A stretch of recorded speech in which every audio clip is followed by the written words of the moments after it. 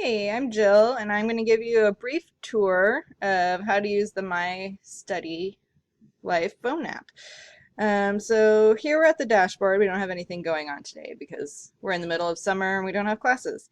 But let's take a look at our calendar, and let's go to the month version. Okay, so now we're in September, and you can see there are a lot of dots on the calendar.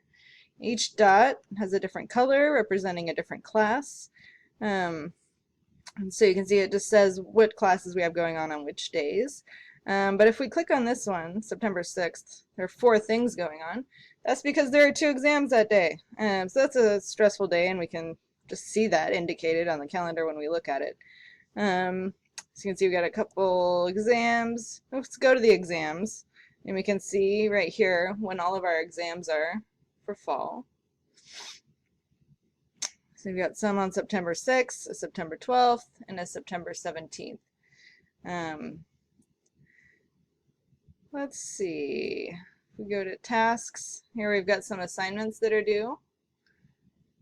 And I know the video quality is quite poor here, but we've got a context clue handout, Canvas discussion board, so all sorts of different things, and now we're aware of when they're due. So if you're a student who is, not very good with keeping a written schedule, an app will often work better because we're always looking at our phones, and so it's a well-designed and an easier way to keep track of assignments and exams and classes got going on. All right, thanks.